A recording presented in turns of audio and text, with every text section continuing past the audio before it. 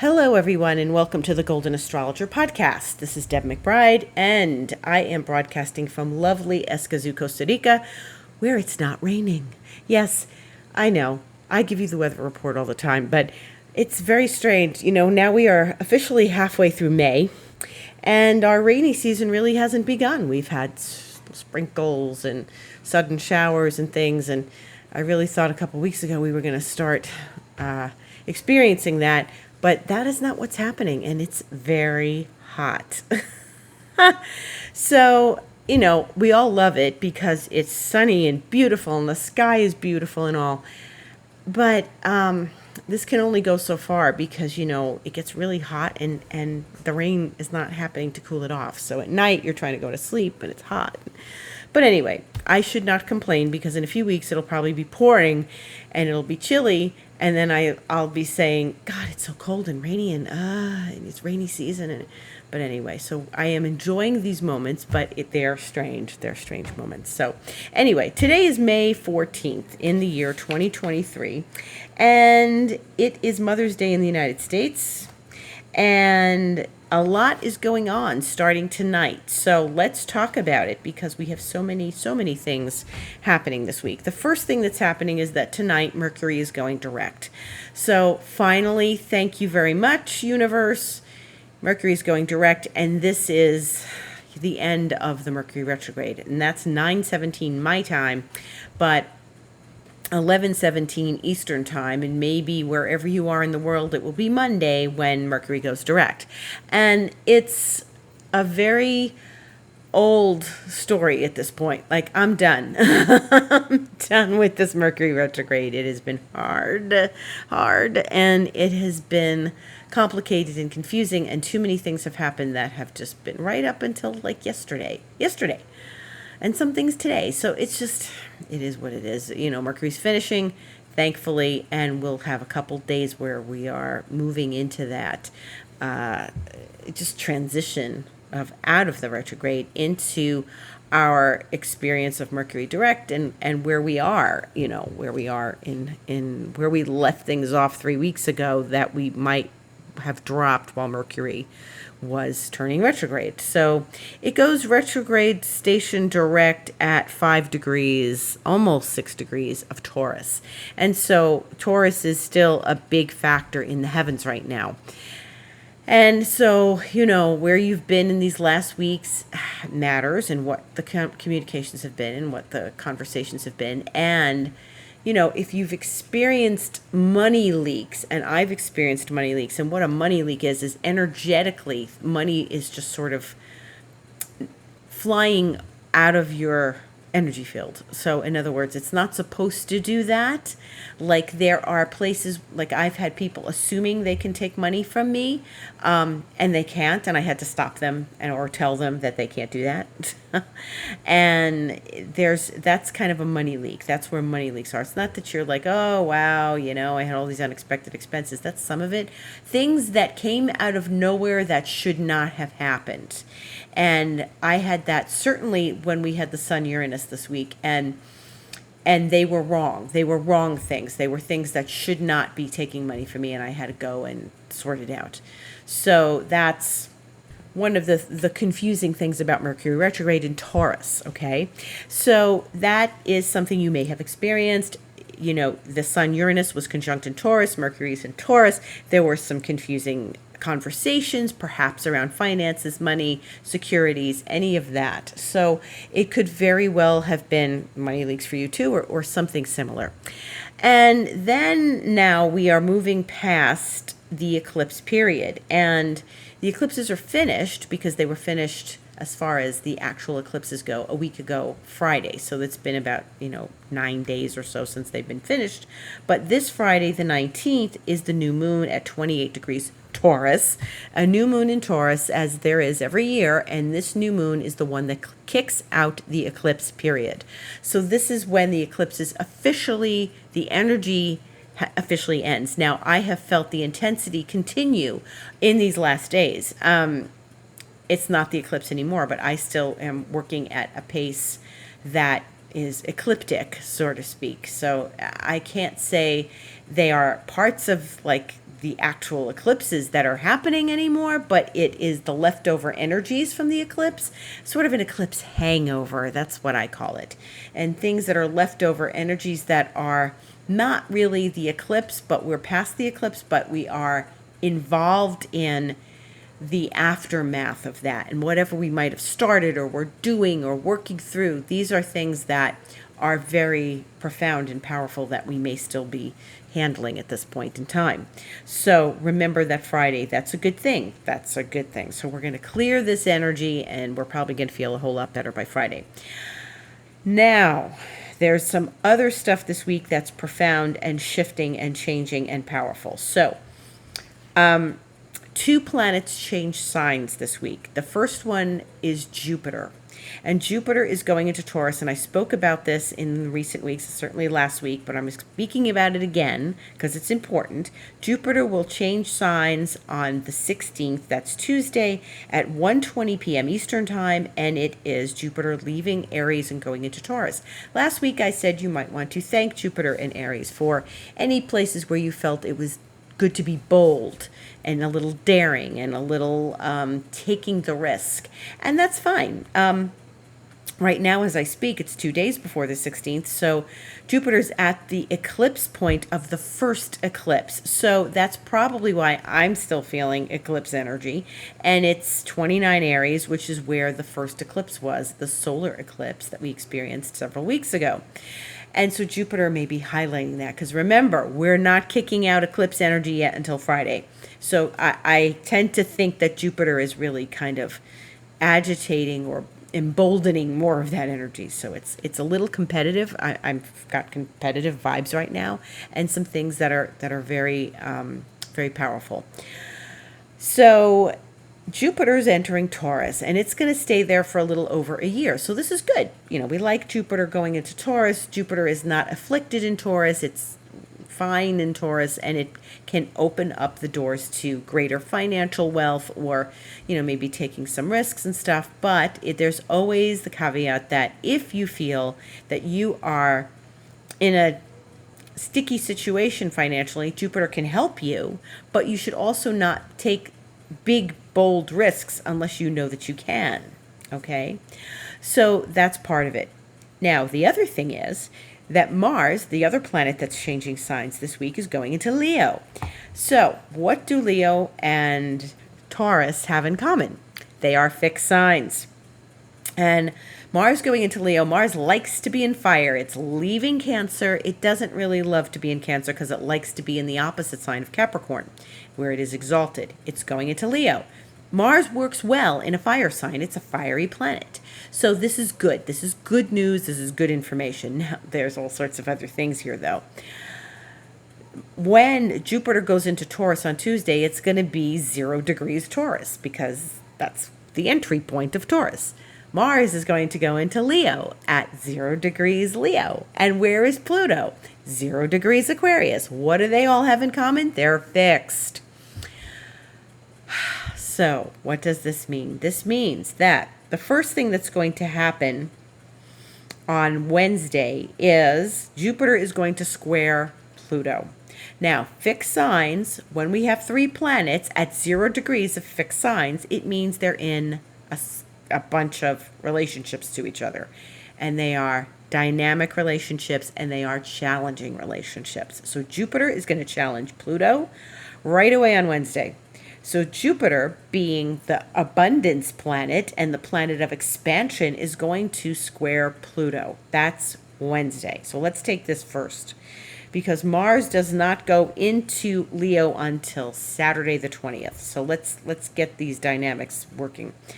Jupiter goes into Taurus on Tuesday. It squares Pluto on Wednesday, because Pluto is slow and went retrograde on the 1st of May and is still at 0 degrees Aquarius and is not really moving off there for a few weeks.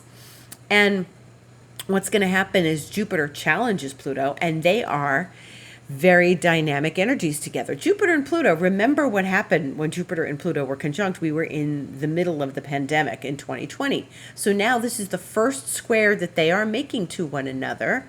Since we had that conjunction, back in 2020. Now, here's what's so interesting.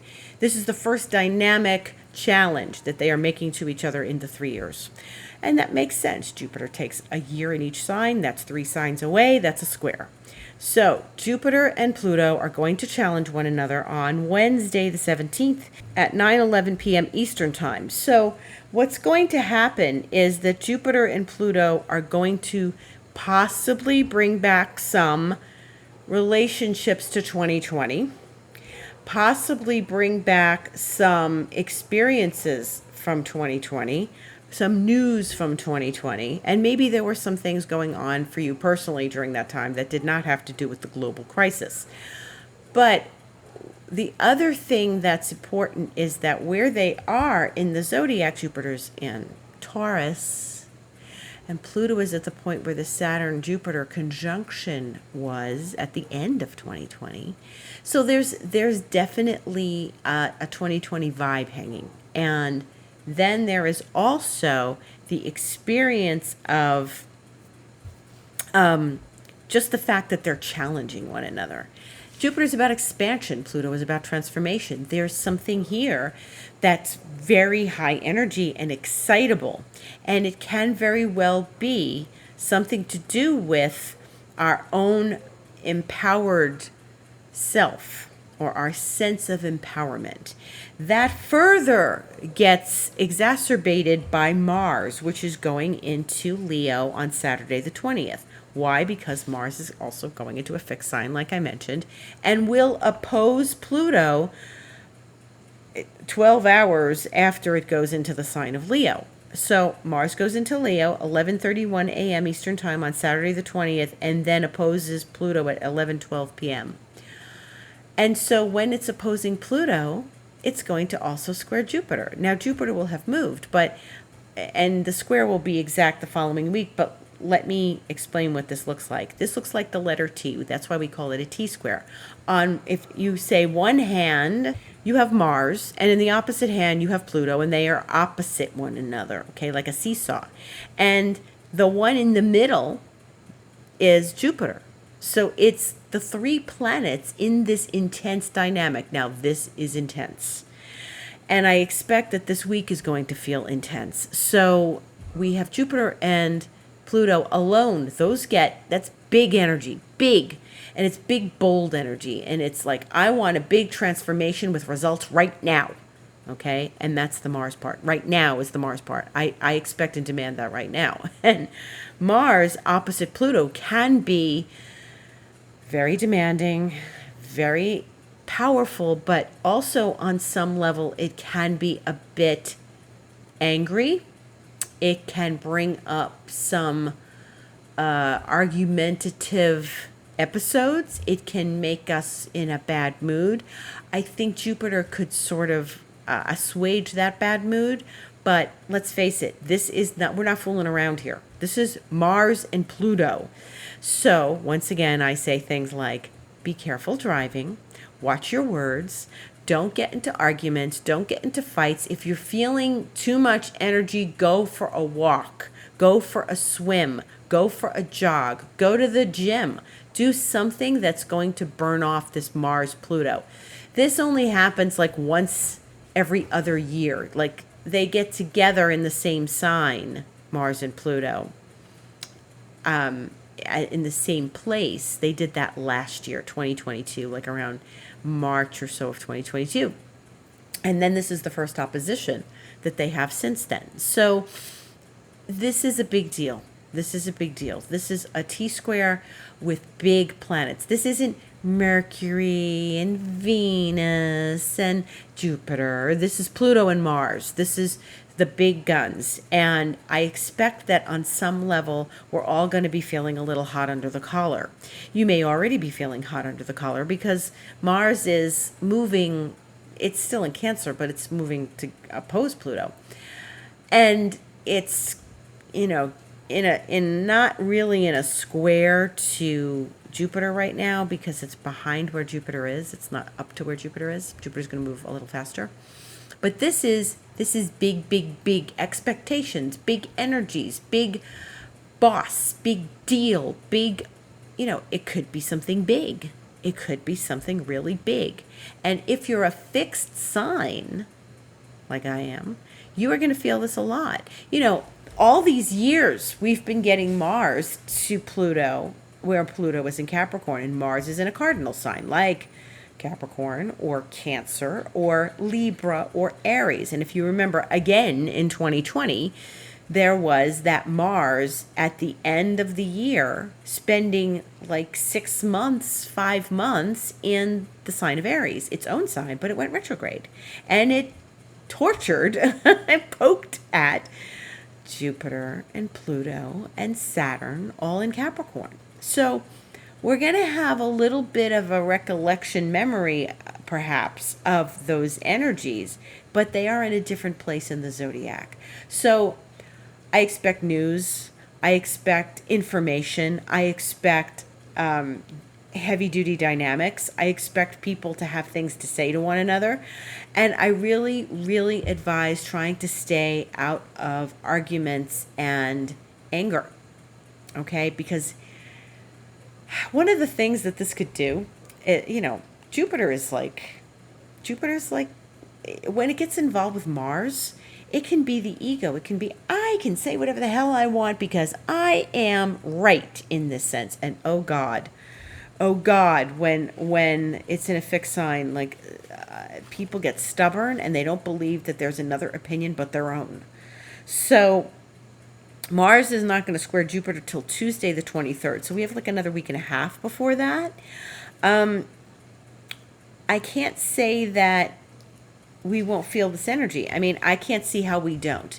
And maybe whatever starts getting revved up this week will get into the final drum when we bump at the end of Tuesday the 23rd. Okay? So this is a lot of energy flying around.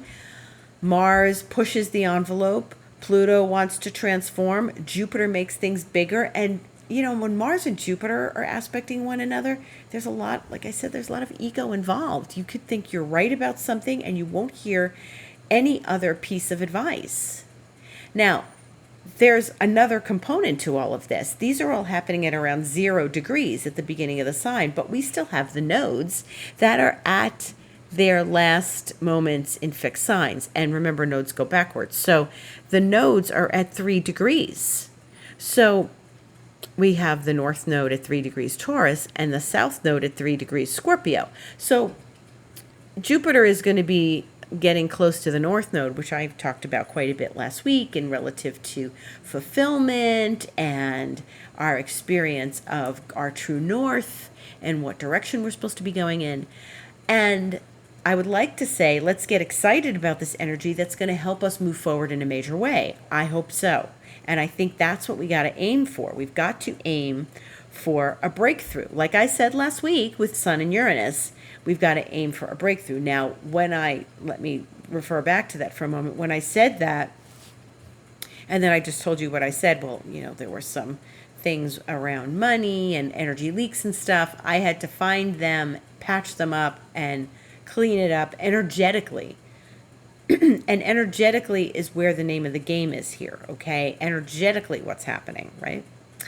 And so it's going to be an interesting situation. Now, the nodes, because they're involved, the nodes, there's a whole other dynamic. There's Jupiter going to the north, and the only point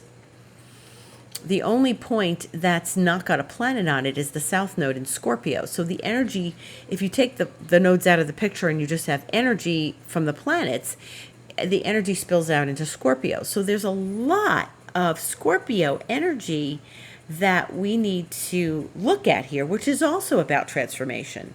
And we're going to have to contend with things spilling out at that south node, and where, again, old habits die hard. Maybe some leftover eclipse energy because we did have the second eclipse in Scorpio. And, this is all happening at the same time we're having that new moon that's going to kick out the eclipse. So we really want to pay attention to our behavior this week. We don't want to get ahead of ourselves. Jupiter and Mars could give you a big head. Pluto and Mars can give you a big head. Mars and Leo can give you a big head because Leo is prideful and Leo is, the king, and I'm entitled and that kind of energy. So this is going to be very interesting. Now, the other thing, the other component to this is that the moon is going into Taurus. Now, I said there's a new moon in Taurus on Friday, but the moon takes a couple days to go into Taurus and get to that point where the new moon will be. So it enters Taurus on Wednesday morning. That's the day that Jupiter and Pluto square one another. And so what's going to happen? The moon is going to go into Taurus and conjunct Jupiter immediately, 20 minutes after. So it goes into Taurus at 8:28 a.m. Eastern Time. 8:47, it's going to conjunct Jupiter, and then it's going to square Pluto at 9 a.m. So this is all within a half an hour. And then this is going to highlight the Jupiter-Pluto square that's already enacted in that Wednesday dynamic with Jupiter, Pluto, Moon. So this is a third planet. This is an intense week, okay? We might get excited about something. We might step forward and make assumptions that things are going to go our way and the way we need them to. And remember what I say about Jupiter and Sagittarius a lot. They're the ones that rush their light. They're the ones that are overconfident. This moon coming in can make it overconfident. Jupiter and Pluto can make it. This could be a very bunch of overconfident energy. That doesn't mean you shouldn't work hard. That doesn't mean you won the prize before the prize has been offered out, before you found out that you didn't get the Oscar yet, right? So you got to keep working right up until the moment the prize is announced, or I'm certain to get my raise that I put in for, my promotion, whatever. Maybe not. So you have to be very aware of your energy this week, and especially around anger and temper and mood and just your ego. Your ego. Watch your ego this week. Hang on to your ego, as Brian Wilson once sang, okay? Hang on to your ego. Hang on to your ego, because it can run away with you this week.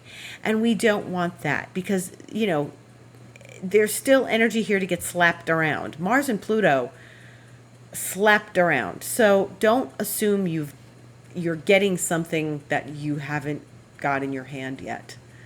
And you got to let go. Scorpio is where we want to hold on, especially with the South Node there, but we have to be able to let go. And we just got to do what we can and do the best we can this week, and not allow ourselves to get caught up and run away with ego, competitiveness, anything like that. So if it's building to a crescendo, take it back a notch. Go for a walk, go for a swim, go do something that's going to cool things down. And just mind your P's and Q's. That's an old saying, right? So then as we get into the following week, the moon is going to move. It's going to go through, its usual cycle. So we know it's going to be in Taurus. Then it's going to Gemini, Cancer, and then it will go into Leo. The moon will go into Leo Wednesday, the 24th.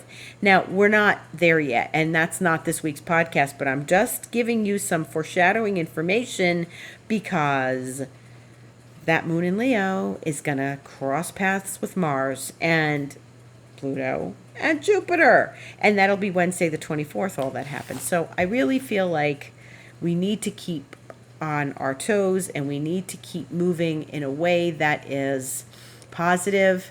Feel into the energy. Feel into it. And what I mean by that is, don't let your ego and your mind and your energy of combativeness take over. Feel into it. If you feel like, well, no, I'm just going to give them a piece of my mind, blah, blah, blah, blah. No, that's when you have to stop, take a breath, take a step back, and cool down, meditate. Bring your energy back down to earth. Remember, Jupiter's going into Taurus. Think of all the lovely, lively things that Jupiter and Taurus will bring us if we're good bunnies, right? Okay, we have to be good bunnies in this. We've got to think about, the positiveness of nature, the positiveness of feeling abundant, of wonderful security, abundance, all those good, juicy Taurus things, right? A little indulgent, a little, comfort food-ish, okay? Don't let Mars make you crash your car, okay? Don't buy a Ferrari when you can't afford it.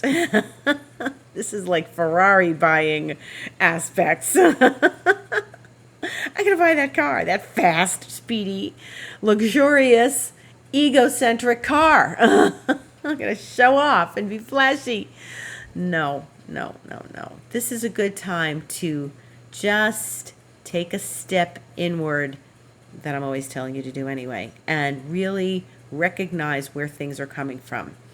Okay, recognize where things are coming from. Maybe in some way in your life, it's not been a picnic in these last weeks with all that stuff, and you're just like pissed at somebody and you're going to let them have it.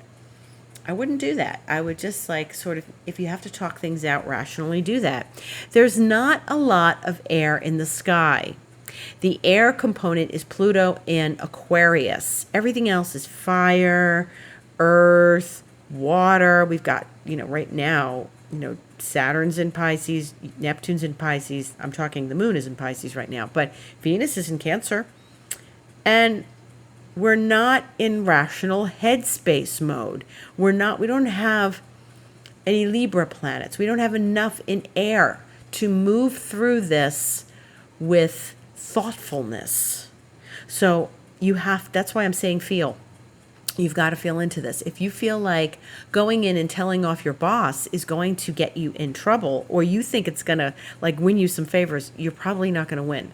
Okay?